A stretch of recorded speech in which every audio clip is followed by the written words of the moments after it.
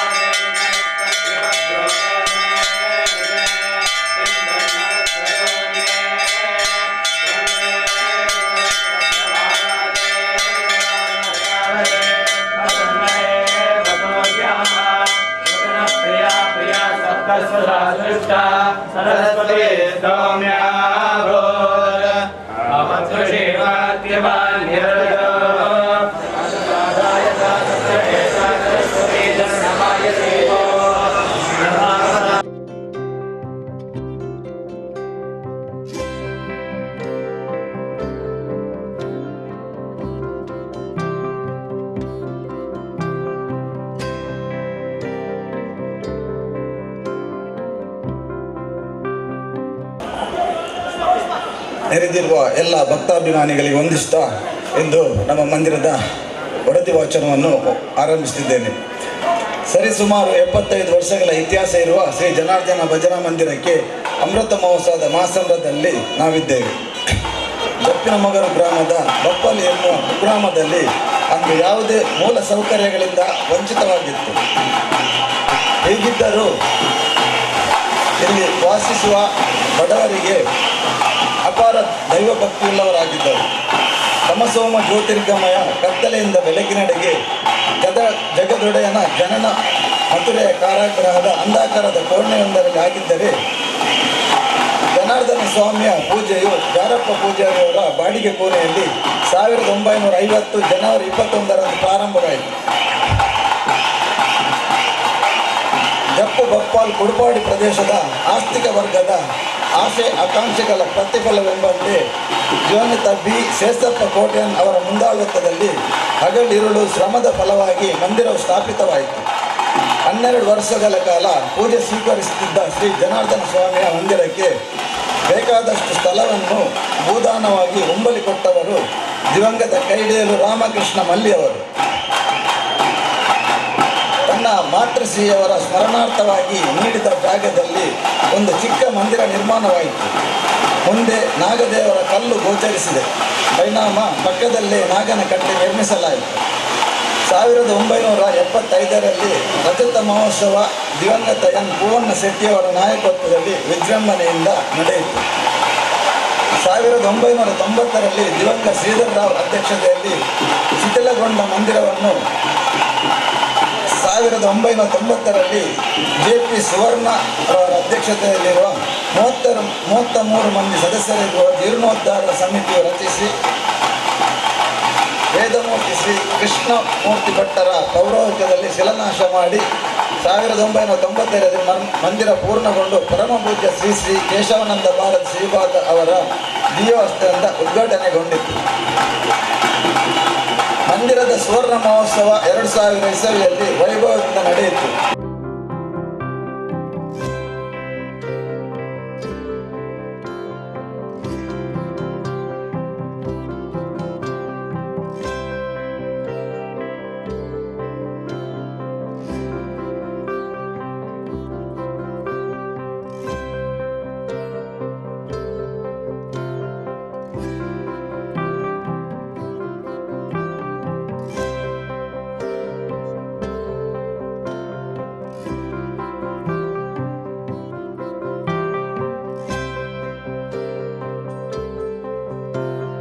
ಹೇಳುವವರು ಜಾಸ್ತಿ ಆಗಿದ್ದಾರೆ, ಕೇಳುವವರು ಕಮ್ಮಿ ಆಗಿದ್ದೇವೆ.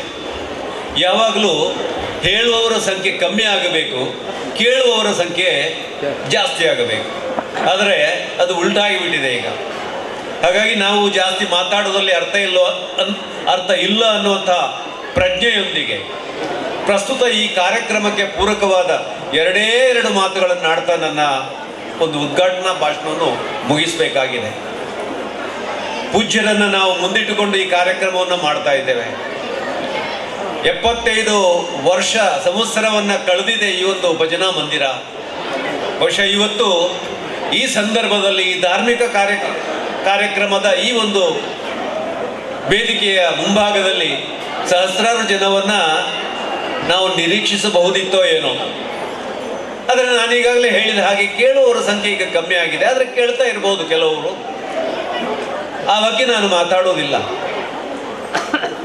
ಇವತ್ತು ಈ ನಮ್ಮ ದೇಶದ ಬಗ್ಗೆ, ನಮ್ಮ ರಾಜ್ಯದ ಬಗ್ಗೆ, ನಮ್ಮ ಈ ತುಳು ನೆಲದ ಬಗ್ಗೆ ಮಾತಾಡ್ತಾ ಹೋದರೆ ಬಹುಶಃ ಇದರ ಹಿನ್ನೆಲೆಯನ್ನು ಅಷ್ಟು ಸುಲಭವಾಗಿ ತಿಳಿಯಪಡಿಸುವಂಥದ್ದು ಸಾಧ್ಯ ಇಲ್ಲ. ವಿಶೇಷವಾಗಿ ನಮ್ಮ ತುಳುನಾಡು.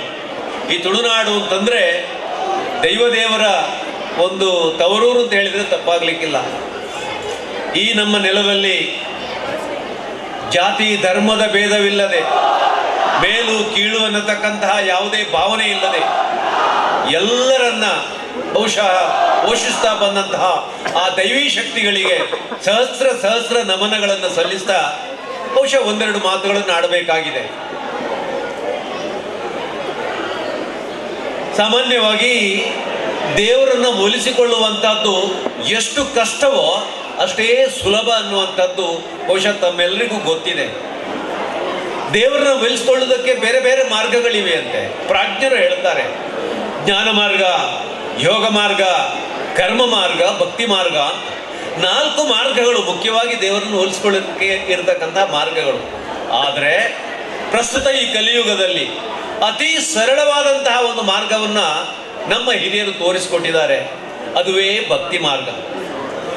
ಬಹುಶಃ 1 ವಾರದಿಂದ ಈ ಒಂದು ಜನಾರ್ದನನ್ನು ಭಜಿಸ್ತಾ ನಾವು ನಮ್ಮ ದಿನವನ್ನು ಕಳೆದಿದ್ದೇವೆ.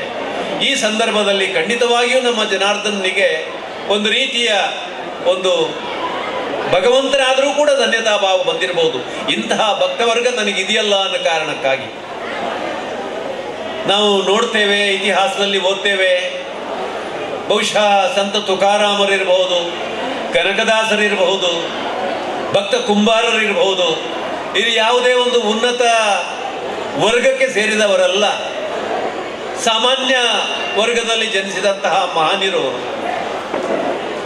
ಸಂತ ತುಕಾರಾಮ ಬಹುಶಃ ಒಂದು ಹೀನ ಕುಲದಲ್ಲಿ ಜನಿಸಿದವರು ಅಂತ ಹೇಳಿದ್ರೆ ತಪ್ಪಾಗ್ಲಿಕ್ಕಿಲ್ಲ. ಭಕ್ತ ಕುಂಬಾರನ ಕತೆ ನಿಮಗೆ ಗೊತ್ತೇ ಇದೆ.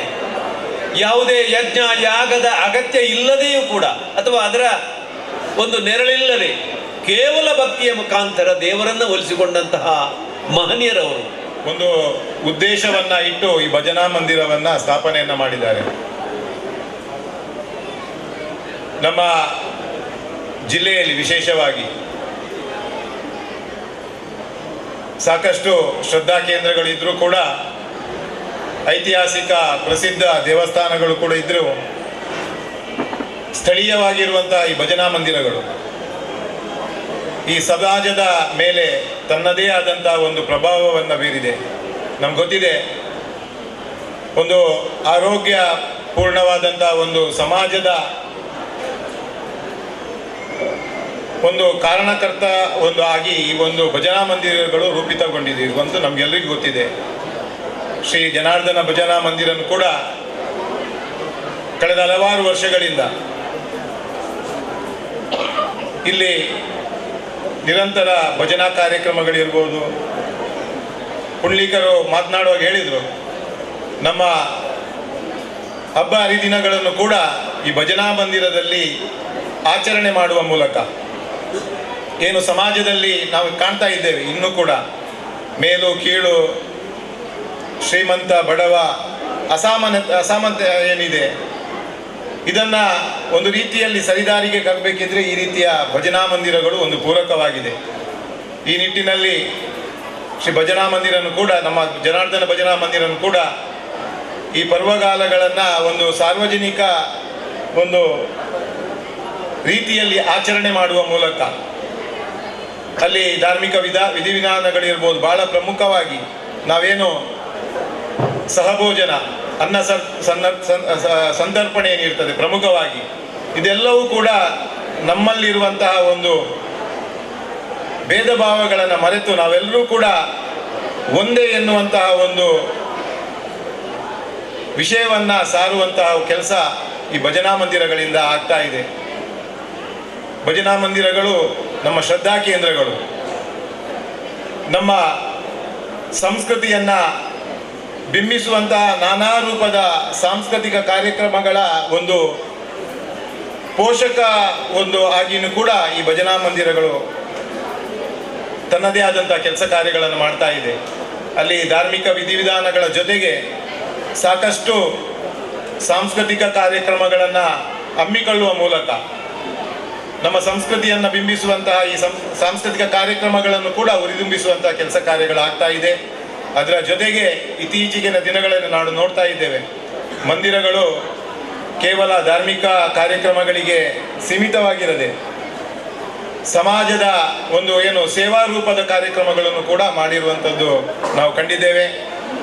ಅದಕ್ಕೆ ಪೂರಕವಾಗಿ ಜನಾರ್ದನ ಮಂದಿರನ್ನು ಕೂಡ ಹಲವಾರು ಕಾರ್ಯಕ್ರಮಗಳನ್ನು ಮಾಡುವ ಮೂಲಕ ಸಮಾಜದ ಇಲ್ಲಿಯ ನಾಗರಿಕರ ಪ್ರೀತಿ ವಿಶ್ವಾಸಕ್ಕೆ ಪಾತ್ರರಾಗಿದೆ. ನಾವು ವೇದಿಕೆಯಲ್ಲಿ ನಾನು ಪ್ರವೀಣ್ ಚಂದ್ರ ಅಳ್ವ, ಭರತ್ ಕುಮಾರ್ ಎಲ್ಲ ಇದ್ದೇವೆ. ನಾವು ಸ್ಥಳೀಯ ಸಂಸ್ಥೆಯ ಜನಪ್ರತಿನಿಧಿಗಳಾಗಿ ಒಂದಷ್ಟು ವರ್ಷಗಳಿಂದ ನಮ್ಮ ಕೆಲಸ ಕಾರ್ಯಗಳನ್ನು ಮಾಡ್ತಾ ಇದ್ದೇವೆ. ನಾವು ಕೂಡ ನಗರ ಪಾಲಿಕೆಯಲ್ಲಿ ಅಭಿವೃದ್ಧಿ ಕಾರ್ಯಗಳ ಜೊತೆಗೆ ನಮಗೆ ಕೆಲವು ಸಮಾಜದ ಏನು ವೈಯಕ್ತಿಕ ಸೌಲಭ್ಯಗಳನ್ನು ಕೊಡುವಂತಹ ಕೆಲವೊಂದು ಕಾರ್ಯಕ್ರಮಗಳು ಇದೆ.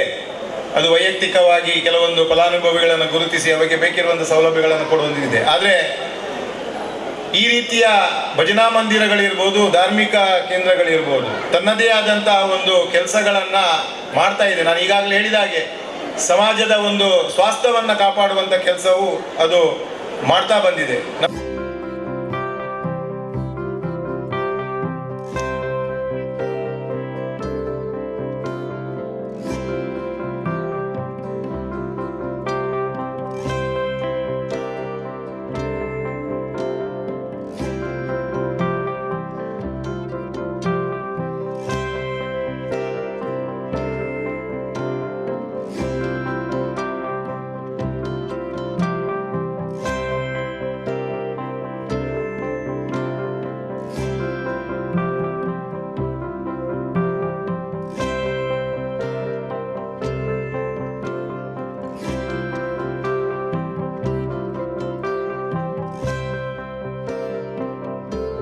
ತಮ್ಮ ಶಾಲಾ ಶಿಕ್ಷಣವನ್ನು ಮಂಗಳೂರಿನ ಮಿಲಾಗ್ರಿ ಶಾಲೆಯಲ್ಲಿ ಪೂರೈಸಿ 2002ರಲ್ಲಿ ಸಂತ ಅಲೋಶಿಯಸ್ ಕಾಲೇಜಿನಲ್ಲಿ ವಿದ್ಯಾಭ್ಯಾಸ ಪೂರೈಸಿದ ತಾವು ದೇಶದ ಅತ್ಯುನ್ನತ ಸಂಸ್ಥೆಯಾದ IIMನಿಂದ ಪದವಿಯನ್ನು ಪಡೆದಿರುತ್ತೀರಿ. ತಮ್ಮ ಸಾಧನೆಯ ಕುರಿತು ಹೇಳುವುದಾದರೆ, ಕೆಲವು ವರ್ಷಗಳ ಹಿಂದೆ ನಮ್ಮ ತುಳುನಾಡ ಜಾನಪದ ಕ್ರೀಡೆಯಾಗಿರುವ ಕಂಬಳವನ್ನು ನಿಷೇಧಿಸಲು ಹೊರಟ people for the ethical treatment of animals ಸಂಸ್ಥೆಯ ವಿರುದ್ಧ ನಡೆದ ಆಂದೋಲನದಲ್ಲಿ ಭಾಗಿಯಾಗಿ ಹಾಗೂ ಆ ಸಮಯದಲ್ಲಿ ಯುವ ಮನಸ್ಸುಗಳ ತಂಡವೊಂದನ್ನು ಮುನ್ನಡೆಸುವ ಮೂಲಕ ಕಂಬಳವು ನೆಲವಿಲ್ಲದು. ಕಳೆದ 75 ವರ್ಷದಿಂದ ಈ ಭಾಗದಲ್ಲಿ ಭಜನಾ ಮಂದಿರವನ್ನು ಸ್ಥಾಪಿಸಿ, ನಾನಲ್ಲಿ ಬರೆಯುವಾಗಲೂ ಅದೇ ಬರೆದೆ, ಕಳೆದ 75 ವರ್ಷದಿಂದ ಹರಿನಾಮ ಸಂಕೀರ್ತನೆಯನ್ನು ಮಾಡಿಕೊಂಡು ಸಮಾಜ ಮತ್ತು ರಾಷ್ಟ್ರ ಕಟ್ಟುವ ಕೆಲಸವನ್ನು ಮಾಡಿದಂಥ ಇವತ್ತು ಮುಂದುವರಿಸಿಕೊಂಡು ಹೋಗ್ತಾ ಇರುವಂಥ ಎಲ್ರಿಗೂ ನಾನು ವಿಶೇಷವಾಗಿ ಧನ್ಯವಾದಗಳನ್ನು, ಅಭಿನಂದನೆಗಳನ್ನು ಈ ಸಂದರ್ಭದಲ್ಲಿ, ಈ ಒಂದು ಅಮೃತ ಮಹೋತ್ಸವದ ಸಂದರ್ಭದಲ್ಲಿ ಸಲ್ಲಿಸಲಿಕ್ಕೆ ಬಯಸ್ತಾ ಇದ್ದೇನೆ. ಬಂಧುಗಳೇ, ನಾನು ಹೆಚ್ಚಿಗೆ ಏನು ಮಾತನಾಡಲಿಕ್ಕೆ ಹೋಗೋದಿಲ್ಲ. ಈ ವೇದಿಕೆಯಲ್ಲಿ ಡಾಕ್ಟರ್ ತುಕಾರಾಮ್ ಪೂಜಾರಿ ಅವರಿದ್ದಾರೆ. ರಾಣಿ ಅಬ್ಬಕ್ಕರ 500ನೇ ಜನ್ಮ ವರ್ಷಾಚರಣೆಯನ್ನು ನಾವು ಮಾಡ್ತಾ ಇದ್ದೇವೆ. ನಾನು ತುಕಾರಾಮ್ ಪೂಜಾರಿ ಅವರ ಹತ್ರ ಮೊನ್ನೆ ಕೂಡ ಮಾತನಾಡಿದ್ದೆ. ರಾಣಿ ಅಬ್ಬಕ್ಕರ ಬಗ್ಗೆ ತುಕಾರಾಮ್ ಪೂಜಾರಿ ಅವರ ಕೆಲಸ, ಒಮ್ಮೆ ನೀವು BC ರೋಡ್ ಕಡೆಗೆ ಹೋದರೆ ಅವರ ಆ ಅಬ್ಬಕ್ಕನ ಮ್ಯೂಸಿಯಂ ಅಂತೇನು ಹೇಳ್ತೀವಿ, ಅಬ್ಬಕ್ಕ ತುಳು ಅಧ್ಯಯನ ಕೇಂದ್ರ ಏನು ಹೇಳ್ತೀವಿ, ವಸ್ತುಗಳ ಮುಖಾಂತರ ತುಳುನಾಡಿನ ಇತಿಹಾಸವನ್ನು ಒಂದು ತೋರಿಸಿಕೊಡುವಂಥ ಒಂದು ಪ್ರಯತ್ನವನ್ನು ಅವರು ಮಾಡಿದ್ದಾರೆ. ನಾನು ಇಲ್ಲಿರುವ ಎಲ್ಲ ತಾಯಂದಿರಲ್ಲಿ, ಇಲ್ಲಿರುವ ಎಲ್ಲ ಬಂಧುಗಳಲ್ಲಿ ವಿನಂತಿಯನ್ನು ಮಾಡೋದು, BC ರೋಡ್ ಕಡೆಗೆ ಹೋದರೆ ಒಂದು ಅರ್ಧ ಗಂಟೆ ಸಮಯ ಮಾಡಿಕೊಂಡು ತುಕಾರಾಮ್ ಪೂಜಾರಿ ಅವರ ಆ ತುಳು ಅಧ್ಯಯನ ಕೇಂದ್ರಕ್ಕೆ ತಾವು ಹೋಗಿ ನೋಡಿಕೊಂಡು ಬರಬೇಕು. ನಮ್ಮ ನೆಲದ ಆ ಮಹಿಳೆ ಮಾಡಿರುವಂಥ ವೀರಗಾಥೆಯನ್ನು, ಅವರ ಸಾಹಸವನ್ನು, ಅವರ ಪರಾಕ್ರಮವನ್ನು ಆ ವಸ್ತುಗಳ ಮುಖಾಂತರ ತಿಳ್ಕೊಳ್ಳುವಂಥ ಒಂದು ಅವಕಾಶ ಅಲ್ಲಿದೆ. ಈ ವರ್ಷ 500ನೇ ವರ್ಷದ ಆಚರಣೆ ಆಗುವಂಥ ಸಂದರ್ಭದಲ್ಲಿ ಮುಂದಿನ ದಿವಸಗಳಲ್ಲಿ ಖಂಡಿತವಾಗಿಯೂ ಜಿಲ್ಲೆಯ ಎಲ್ಲ ಪ್ರಮುಖರನ್ನು ಸೇರಿಸಿಕೊಂಡು, ಈ ನೆಲದ ಭಾಷೆ ಸಂಸ್ಕೃತಿಯ ಬಗ್ಗೆ ಅಭಿಮಾನ ಇರುವಂಥ ಎಲ್ಲರನ್ನ ಸೇರಿಸಿಕೊಂಡು, ರಾಜಕೀಯ ಜಾತಿ ಇದೆಲ್ಲವನ್ನು ಮೀರಿ ತುಳುನಾಡಿನ ಮತ್ತು ಈ ರಾಷ್ಟ್ರಕ್ಕೋಸ್ಕರ ಕೆಲಸವನ್ನು ಮಾಡಿದ ಆ ಪರಂಪರೆಯ ವಾರಸುದಾರರಾದ ನಾವೆಲ್ಲರೂ ಅಬ್ಬಕ್ಕನ 500ನೇ ಜನ್ಮ ವರ್ಷಾಚರಣೆಯನ್ನು ಒಂದು ನಿಮಿತ್ತವಾಗಿಟ್ಟುಕೊಂಡು ಈ ಭಾಷೆ ಸಂಸ್ಕೃತಿಗೋಸ್ಕರ ಒಂದು ವರ್ಷದ ಒಂದು ಅಭಿಯಾನದ ರೀತಿಯಲ್ಲಿ ಕೆಲಸವನ್ನು ಮಾಡಬೇಕು ಅನ್ನುವಂಥ ವಿನಂತಿಯನ್ನು, ಇದು ಈ ವೇದಿಕೆಗೆ ಸೂಕ್ತವಾದ ಮಾತು ಹೌದಾ ಅಲ್ವಾ ಅಂತ ಗೊತ್ತಿಲ್ಲ, ಬಟ್ ತುಕಾರಾಮ್ ಪೂಜಾರಿ ಅವರು ಇರೋ ಕಾರಣಕ್ಕೆ, ಅವರನ್ನು ನೋಡಿದ ಕಾರಣಕ್ಕೆ ಈ ವಿಷಯವನ್ನು ಹೇಳಲೇಬೇಕು ಅನ್ನುವಂಥ ಒಂದು ವಿಷಯವನ್ನು ಇಟ್ಕೊಂಡು ನಿಮ್ಮ ಮುಂದೆ ಇದನ್ನು ಹೇಳ್ತಾ, ಮುಂದಿನ ದಿವಸಗಳಲ್ಲಿ ಖಂಡಿತವಾಗಿಯೂ ಈ ರೀತಿಯ ಎಲ್ಲ ಸಂಸ್ಥೆಗಳನ್ನು ಜೋಡಿಸಿಕೊಂಡು ತುಳುನಾಡಿನಲ್ಲಿ ಹಬ್ಬಕ್ಕನ ಉತ್ಸವದ ರೀತಿಯಲ್ಲಿ, ಹಬ್ಬಕ್ಕನ ಕೆಲಸದ ಉತ್ಸವದ ರೀತಿಯಲ್ಲಿ ಮುಂದಿನ ದಿವಸಗಳಿಗೆ, ಮುಂದಿನ ಒಂದು 100 ವರ್ಷಗಳ ಕಾಲ ಈ ತುಳುನಾಡು ಯಾವ ದಿಕ್ಕಿನಲ್ಲಿ ನಡಿಬೇಕು ಅನ್ನುವಂಥ ದೃಷ್ಟಿಯಿಂದಲೂ ಕೂಡ ಒಂದು ಚಿಂತನ ಮಂಥನ ಎಲ್ಲವೂ ನಡೀಲಿ ಅಂತ ಈ ಸಂದರ್ಭದಲ್ಲಿ ಹಾರೈಸ್ತಾ, ಈ ಅಮೃತ ಮಹೋತ್ಸವದ ಕಾರ್ಯಕ್ರಮದಲ್ಲಿ ಭಾಗವಹಿಸ್ತಾ ಇರುವಂಥ ಎಲ್ರಿಗೂ ನಾನು ವಿಶೇಷವಾಗಿ ಅಭಿನಂದನೆಗಳನ್ನು, ಶುಭ ಹಾರೈಕೆಗಳನ್ನು ಸಲ್ಲಿಸ್ತಾ ಇದ್ದೇನೆ. 75 ವರ್ಷಗಳ ಹಿಂದೆ ಪ್ರಾರಂಭ ಆಯಿತು. 1950ನೇ ಇಸ್ವಿ ಜನವರಿ 20ನೇ ತಾರೀಕು ಅಂತ ಹೇಳಿ ಅದ್ರ ಬಗ್ಗೆ ಹೇಳಿದರು. ಈಗ 75ನೇ ವರ್ಷ ಉತ್ಸವವನ್ನು ನಾವು ಆಚರಿಸ್ತಾ ಇದ್ದೇವೆ. ವಿಶೇಷ ಒಂದು ಭಜನಾ ಮಂದಿರ 75 ವರ್ಷ ನಿರಂತರ ನಡೆದುಕೊಂಡು ಬರ್ತಾ ಇದೆ ಅಂತ ಹೇಳಿದರೆ ಅಷ್ಟು ಸಾಮಾನ್ಯ ಮಾತೇನೆಲ್ಲ. ಅಂದು ಹಿರಿಯರು ಹಚ್ಚಿದ ಜ್ಯೋತಿಯನ್ನು ನಂದದೇ ಇರುವ ನಿಟ್ಟಿನಲ್ಲಿ ನೀವೆಲ್ಲ ಜತನದಿಂದ ಕಾಪಾಡಿಕೊಂಡು ಬಂದಿದ್ದೀರಾ ಅಂತ ಹೇಳಿದರೆ ನಿಮ್ಮ ಧಾರ್ಮಿಕ ಶ್ರದ್ಧೆ ಅದಕ್ಕೆ ಮೂಲಭೂತವಾಗಿರ್ತಕ್ಕಂಥ ಕಾರಣ. ಆ ಶ್ರದ್ಧೆ ನಿಮ್ಮನ್ನು ಈ ರೀತಿ ಭಜನಾ ಮಂದಿರನ ರಕ್ಷಣೆ ಮಾಡುವಲ್ಲಿ ಪ್ರೇರಣೆ ಕೊಟ್ಟಿದೆ. ತುಂಬ ಸಂತೋಷ ಆಯಿತು. ಇವತ್ತು ವಜ್ರ ಮಹೋತ್ಸವವನ್ನು ಆಚರಿಸ್ತಾ ಇದೆ. ಹೀಗೆ ಮುಂದುವರೆದುಕೊಂಡು ಹೋಗಿ ಇದು ಸುವರ್ಣ ಮಹೋತ್ಸವವನ್ನು ಆಚರಿಸಲಿ, ಹಲವರಿಗೆ ಪ್ರೇರಣೆಯನ್ನು ಇದು ಕೊಡಲಿ ಅಂಥೇಳಿ ನಾನು ಜನಾರ್ದನ ಸ್ವಾಮಿಯಲ್ಲಿ ಬೇಡಿಕೊಳ್ತೇನೆ. ಭಜನೆ ಭಗವಂತನ ಸ್ವರೂಪವನ್ನು, ಗುಣಗಾನವನ್ನು ಹಾಡುವ ಮುಖಾಂತರ ಭಗವಂತನ ಸೇವೆ ಮಾಡುವಂಥದ್ದು ಒಂದು ವಿಧಾನ. ಭಗವಂತನ ನಾಮಗಳನ್ನು ಸ್ಮರಣೆ ಮಾಡುವಂಥದ್ದು. ಭಗವಂತನ ನಾಮಸ್ಮರಣೆ ಮಾಡಿದರೆ ಏನು ಲಾಭ ಅಂತ ಹೇಳಿದರೆ, ನಾಮೋಚ್ಚಾರಣೆಗೆ ಅಷ್ಟು ಬಲ ಇದೆ, ಭಗವಂತನ ನಾಮಕ್ಕೆ ಅಷ್ಟು ಬಲ ಇದೆ. ಲೌಕಿಕವಾಗಿ ಹೇಳೋದಾದರೆ ಹೆಸರಿಗೆ ಬಲ ಜಾಸ್ತಿ ಇದೆ. ಸಾಮಾನ್ಯವಾಗಿ ನಮ್ಗೆ ಆಫೀಸಲ್ಲಿ ಏನಾದರೂ ಕೆಲಸ ಆಗಬೇಕಿದ್ರೆ ನಮ್ಮ ಮಂತ್ರಿ ಮಹೋದಯರು ಅತ್ಯಂತ ಆಪ್ತರಿದ್ದರೆ ಅವ್ರ ಹತ್ರ ಹೋಗಿ ಕೇಳಿದಾಗ ಅವ್ರು ಹೇಳ್ತಾರೆ, ಹೋಗಿ ಸಾಕು, ನನ್ನ ಹೆಸರು ಆಗ್ತದೆ ಕೆಲಸ ಅಂತೇಳಿ. ಸಾಮಾನ್ಯ ಮಂತ್ರಿ ಮಹೋದರ ಹೆಸರೇ ಅಲ್ಲೆಲ್ಲ ನಡೆಯುವಾಗ ಭಗವಂತ ಜಗದೊಡೆಯ ಅವನ ಹೆಸರು ಹೇಳಿದ್ರೆ ಏನೆಲ್ಲ ಆಗಲಿಕ್ಕೆ ಸಾಧ್ಯ ಇಲ್ಲ. ಹಾಗಾಗಿ ನಾಮಕ್ಕೆ ಬಲ ಇರ್ತಕ್ಕಂಥದ್ದು ಸಹಜ. ಅಂತಹ ಭಗವಂತನ ನಾಮದ ಗುಣಗಾನವನ್ನು ನಾವು ಮಾಡ್ತಾ ಇದ್ದೇವೆ. ಭಜನೆ ಭಗವಂತನ ಒಂದು ಹಂತದಲ್ಲಿ ಸ್ತುತಿಸುವುದು, ಹೊಗಳುವಂಥದ್ದು ಅಂತ ಅರ್ಥ. ಅದು ಹೊಗಳೋದು ಎರಡು ಅರ್ಥದಲ್ಲಿದೆ. ಭಗವಂತನ ಸ್ತುತಿ ಮಾಡೋದು ಬೇರೆ, ಸಹಜ ಮನುಷ್ಯರ ಸ್ತುತಿ ಮಾಡುವುದು ಬೇರೆ. ಭಗವಂತನ ಸ್ತುತಿ ಮಾಡುವುದು ಅಂತ ಹೇಳಿದರೆ ವಿದ್ಯಮಾನ ಗುಣಕೀರ್ತನಂ, ಅವನಲ್ಲಿರ್ತಕ್ಕಂಥ ಅನಂತ ಗುಣಗಳನ್ನು ನಾವು ನೆನಪಿಸಿಕೊಳ್ಳುವಂಥದ್ದು.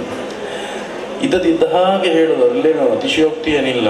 ಗಣಪತಿಯ ಸ್ತುತಿ ಮಾಡುವಾಗ ನಾವು ಹೇಳಿ ಡೊಳ್ಳು ಹೊಟ್ಟೆಯವನೇ ಅಂತ, ಹಾಗೆ ತ್ರಿನೇತ್ರ ಮೂರು ಕಂಡ ಒಂದು ಯಶವನ್ನು ಹೇಳ್ತೇವೆ.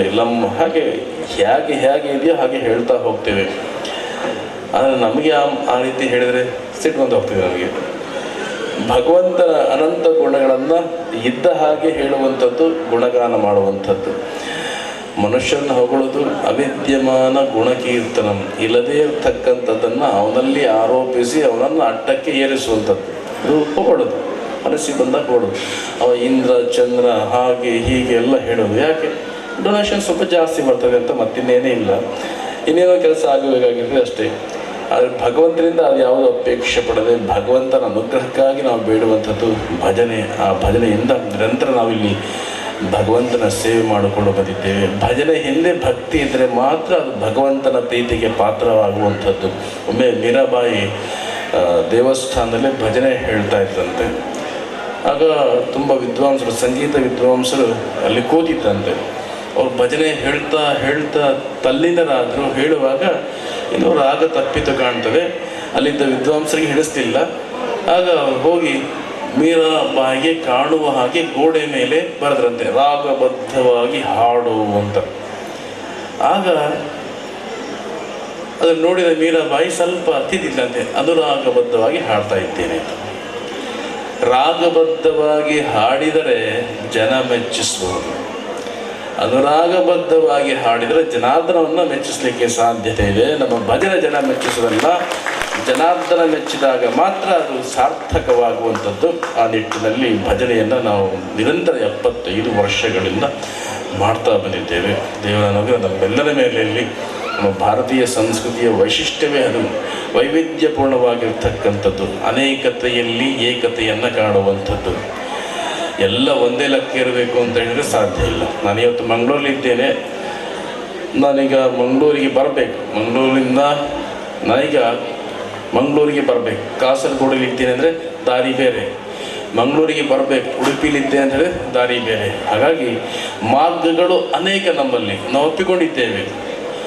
ಅನೇಕ ವೈವಿಧ್ಯ ಸ್ವರೂಪ ನಮ್ಮದು. ಆರಾಧನಾ ಪದ್ಧತಿ ಬೇರೆ, ಅವರವರ ಸಾಮರ್ಥ್ಯಕ್ಕೆ, ಅವರವರ ಸ್ವಭಾವಕ್ಕೆ, ಅವರವರ ಯೋಚನಾ ಲಹರಿಗೆ ನಮ್ಮಲ್ಲಿರ್ತಕ್ಕಂಥ ವಿಭಿನ್ನತೆಗಳು ನಾವು ಕಾಣಬಹುದು. ಹಾಗಾಗಿ ವೈವಿಧ್ಯತೆಯಲ್ಲಿ ವಿರೋಧ ಭಾಸ ಇರಬಾರದು.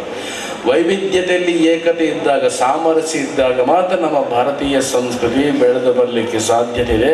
ವೈವಿಧ್ಯತೆಯನ್ನು ನಿಲ್ಲಿಸಲಿಕ್ಕೆ ಹೋಗಬಾರ್ದು. ವೈವಿಧ್ಯತೆಯೇ ನಮ್ಮ ಭಾರತೀಯ ಸಂಸ್ಕೃತಿಯ ವೈಶಿಷ್ಟ್ಯ. ಒಂದು ಹೂವಿನ ತೋಟಕ್ಕೆ ಹೋದಾಗ ಒಂದೇ ಥರದ ಹೂವನ್ನು ನೋಡಿದರೆ ಅದು ಹೂವಿನ ತೋಟ ಆಗುವುದಿಲ್ಲ. ಹಲವು ರೀತಿಯ ಹೂವುಗಳನ್ನು ಕಂಡಾಗ ಮಾತ್ರ ಆ ಹೂವಿನ ತೋಟ, ಉದ್ಯಾನದ ಸೌಂದರ್ಯ ಹೆಚ್ಚಿಸಲಿಕ್ಕೆ ಸಾಧ್ಯತೆ ಇದೆ.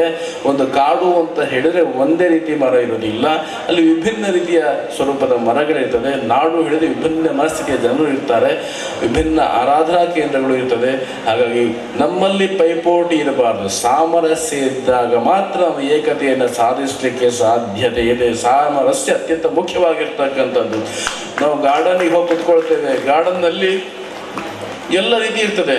ಜಗತ್ತಿನ ಒಂದು ನಿಯಮ ಅಂತ ಹೇಳಿದ್ರೆ ಯಾರು ಮೇಲಲ್ಲ, ಯಾರು ಕೀಳಲ್ಲ. ಜಗತ್ತಿನ ನಿಯಮ ಯಾರು ಮೇಲಲ್ಲ, ಯಾರು ಕೀಳಲ್ಲ.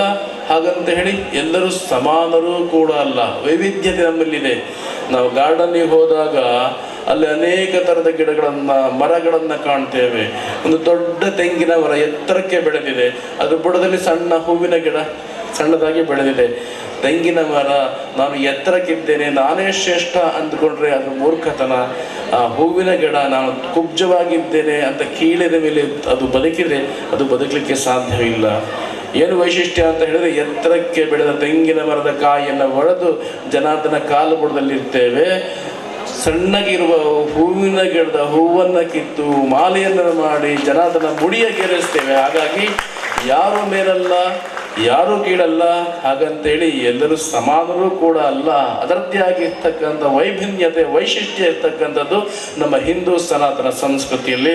ಅದನ್ನು ಹಾಗೆ ಕಾಪಾಡಿಕೊಂಡು ಬರಬೇಕು. ನಮ್ಮ ಸಂಪ್ರದಾಯಗಳು, ನಮ್ಮ ಆಚಾರಗಳು, ನಮ್ಮ ವಿಚಾರಗಳು, ನಮ್ಮ ಪದ್ಧತಿಗಳು ನಮ್ಮ ಮನೆಯ ಚೌಕಟ್ಟಿನ ಒಳಗೆ ಇರಬೇಕು. ಮನೆಯಿಂದ ನಾವು ಹೊರಗೆ ಅಡಿ ಇಟ್ಟಾಗ ನಾವೆಲ್ಲ ಹಿಂದೂ ಅನ್ನುವ ಭಾವನೆ ನಮ್ಮಲ್ಲಿ ಜಾಗೃತವಾಗಬೇಕು.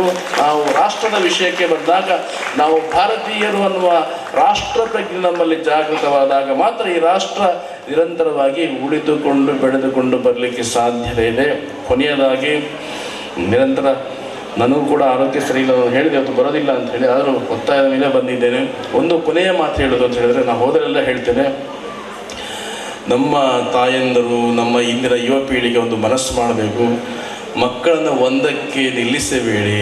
ಹೀಗೆ ಆದರೆ ಇನ್ನು 20-25 ವರ್ಷದಲ್ಲಿ ನಾವು ಅಲ್ಪಸಂಖ್ಯಾತರಾಗ್ತೇವೆ. ಆಮೇಲೆ ನಮ್ಮ ಭಜನಾ ಮಂದಿರಕ್ಕೆ ಭಜನೆ ಮಾಡಲಿಕ್ಕೂ ಜನ ಸಿಕ್ಕೋದಿಲ್ಲ. ಕೊನೆಗೆ ಭಜನಾ ಮಂದಿರ ಆಗಿಯೂ ಕೂಡ ಉಳಿಯೋದಿಲ್ಲ. ಹಾಗಾಗಿ ತುಂಬ ನೀವು ಅತ್ಯಂತ ಜಾಗೃತರಾಗಿ ಯೋಚನೆ ಮಾಡಬೇಕಾಗಿರ್ತಕ್ಕಂಥ ಪರಿಸ್ಥಿತಿ. ನಮ್ಮ ವೇದದ ಆಶೀರ್ವಾದ ನುಡಿ ಹೇಗಿದೆ ಅಂತ ಹೇಳಿದ್ರೆ, ಅಷ್ಟಪುತ್ರವತಿ ಭವ ಅಂತೇಳಿ ಹಿಂದೆ ಹಿರಿಯರು ಆಶೀರ್ವಾದ ಮಾಡ್ತಿದ್ರು. ಕನಿಷ್ಠ 8 ಮಕ್ಕಳಾಗಬೇಕು, ಕನಿಷ್ಠ 4 ಮಕ್ಕಳಾದರೂ ಇರುವ ಹಾಗೆ ನೀವು ನೋಡಿಕೊಳ್ಳಿ. ಒಂದು ನಿಮ್ಮ ಮನೆಗೆಡ್ಕೊಳ್ಳಿ, ಇನ್ನೊಂದು ಸಮಾಜಕ್ಕೆ, ಇನ್ನೊಂದು ಸೈನ್ಯಕ್ಕೆ, ಇನ್ನೊಂದು ಸಂತನಾಗಿ ಬಿಟ್ಟರೆ ಈ ಸಮಾಜದಲ್ಲಿ ಸಾಮರಸ್ಯದಿಂದ ಸಮಾಜ ದೀರ್ಘವಾಗಿ ಬೆಳೆದು ಬರಲಿಕ್ಕೆ ಸಾಧ್ಯತೆ ಇದೆ. ಹಾಗಾಗಿ ಒಮ್ಮೆ ಯುವಕರು ಯೋಚನೆ ಮಾಡಿ, ನಮ್ಮ ಮಗು ಒಂದೇ ಸಾಕು ಅಂತ ನಾವು ನಿಲ್ಲಿಸಿಬಿಟ್ರೆ, ಕಾನ್ವೆಂಟಿಗೆ ಕಳಿಸಿ ದೊಡ್ಡ ಇಂಜಿನಿಯರ್ ಡಾಕ್ಟ್ರೇನು ಆಗ್ತೇನೆ ಅಂತೇನೆ ಇಲ್ಲ. ಸರ್ಕಾರಿ ಶಾಲೆಯಲ್ಲಿ ಉಪಯೋಗಿಸ್ಕೊಳ್ಳಿ, ಮಕ್ಕಳನ್ನು ಬೆಳೆಸಿ. ನಾನು ಹೋದಲ್ಲೆಲ್ಲ ಹೇಳೋದು, ನಿಮ್ಗೆ ಆಗದಿದ್ರೆ ಮಠ ಮಂದಿರಗಳಿದೆ, ಮಕ್ಕಳನ್ನು ನೋಡ್ಕೊಳ್ಳಿಕ್ಕೆ ಯಾವುದಕ್ಕೆ ಮಠಕ್ಕೆ ಕಳಿಸಿ, ಕನಿಷ್ಠ ಪಕ್ಷ ಧಾರ್ಮಿಕ ಶಿಕ್ಷಣವನ್ನು ಕೊಟ್ಟು ಬೆಳೆಸ್ತಾರೆ.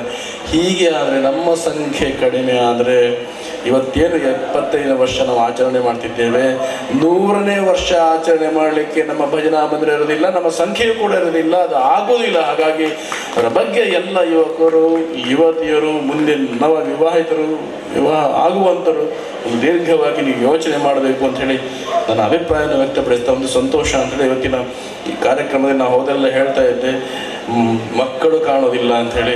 ಇವತ್ತು ಹೆಚ್ಚಿನ ಮಕ್ಕಳು ಇಲ್ಲಿ ಭಾಗವಹಿಸಿದ್ದೀರಾ. ಮಕ್ಕಳು ಬರ್ತಾರೆ, ಎಲ್ಲ ಮೊಬೈಲ್ ಹಿಡ್ಕೊಂಡು ಎಲ್ಲ ಮೂಲೆಯಲ್ಲಿ ಕೂತಿರ್ತಾರೆ ಅಂತ ಅನ್ನೋ ಭಾವನೆ ಇಲ್ಲ. ಎಲ್ಲರೂ ಕೂಡ ಇಲ್ಲಿ ಮುಂದೆ ಕೂತಿದ್ದೀರಾ, ನಮಗೆ ತುಂಬ ಸಂತೋಷ. ಸಂಖ್ಯೆ ಇನ್ನಷ್ಟು ಹೆಚ್ಚಲಿ, ಮಕ್ಕಳೆಲ್ಲ ಶ್ರದ್ಧೆಯಿಂದ ಭಾಗವಹಿಸಲಿ. ನಮ್ಮ ಕಾರ್ಯಕ್ರಮ ಇನ್ನಷ್ಟು ದೀರ್ಘವಾಗಿ ಇನ್ನು ಮುಂದೆಯೂ ಕೂಡ ಚೆನ್ನಾಗಿ ನಡೆಯುವ ಹಾಗೆ ಜನಾರ್ದನ ಸ್ವಾಮಿ ನಮ್ಮನ್ನೆಲ್ಲ ಅನುಗ್ರಹ ಮಾಡಲಿ ಅಂತೇಳಿ ಮತ್ತೊಮ್ಮೆ ಜನಾರ್ದನ ಸ್ವಾಮಿಯನ್ನು ಬೇಡಿಕೊಳ್ಳುತ್ತಾ ಆಶೀರ್ವಚನ ನಿಮಗೆಲ್ಲ ಅನುಗ್ರಹವನ್ನು ಮಾಡ್ತಾ ನಾನು ವಿನಮಿಸುತ್ತೇನೆ. ತತ್ಸತ್ ಬ್ರಹ್ಮಾರ್ಪಣಮಸ್ತು. ಹರ ನಮಃ ಪಾರ್ವತೀ ಪತಯೇ ಹರ ಹರ.